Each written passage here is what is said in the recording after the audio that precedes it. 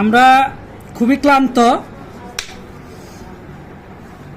আমার শ্রদ্ধেয় বড় ভাই নাজমুল ভাই, সে কোথা থেকে জানি না। কোথা থেকে মানে আমার কোথা থেকে নিয়ে আসছেন? নিয়ে আসছি আমি। আমার নাজমুল ভাই নিয়ে আসছে, পারো মানুষের সেবা করতে। ওরে সুবহানাল্লাহ। তাই আমরা এই যে দেখাইতেছি, এই যে চেনিও নিয়ে আসছে আমার ভাইয়ে। আমরা এখন শরবত খাবো এই যে বোতলে, এই যে দেখতেই পারতেছেন বোতলে আমরা শরবত স্টিল খাবো। ওয়াটার পানি। হ্যাঁ হ্যাঁ হ্যাঁ, এই জন্য লেবু কাটতেছি। আসলে কি ছোট ভাই জানো, গরমে আমিও ক্লান্ত হয়ে গেছি ভাই। এখন কি করব? আপনি বসেন, বসে থেকে লেবুর শরবতটা খেয়ে যান। আমার বড় ভাইয়ের জন্য আপনি একটু দোয়া করবেন এবং আমার জন্য দোয়া করবেন, যেহেতু আমিও বানাইতেছি। আমার কি আসলে জানো, কাগজি লেবু হলো আমার প্রিয়।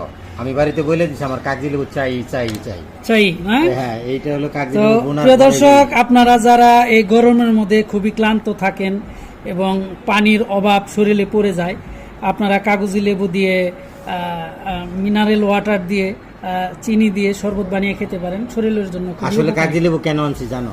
কি কারণে ভাই? সেভেন আপ বলো, আরসি বলো, ওই মালটা কি জানে বলে, ওই মিরিন্ডা বলো, ঠান্ডা বলো, এগুলা খাওয়ার পরেও মানে তৃষ্ণা মিটতে চায় না। যে গরম, যে আবহাওয়া পড়ছে, যার কারণে আমি নিজে হাতে আমার গাছের এই কাগজি লেবুগুলা নিয়ে আসছি, যে রাজীবের ওখানে যাই, রাজীবরে দিয়ে আমি একটু কষ্ট করাবো, এই শরবত বানাবো, আমি নিজে খাবো এবং রাজীবকে খাওয়াবো এবং অপর অন্যান্যদেরও খাওয়াবো, সেই জন্য আর কি।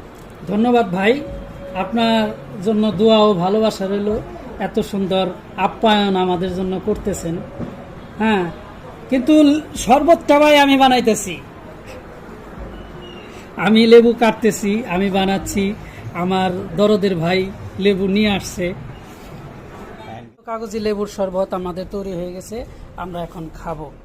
বড় ভাই নাজমুল ভাই শরবত খাচ্ছে। Happy happy. কিরকম স্বাদ? কিসের সেভেন আপ, কিসের মিরিন্ডা, কিসের ফান্টা, দূরে থাক। এই কাগজি লেবুর শরবতে খুবই আরাম, খুবই সেন্ট, ভালো লাগতেছে। ও ও, অসাধারণ অসাধারণ।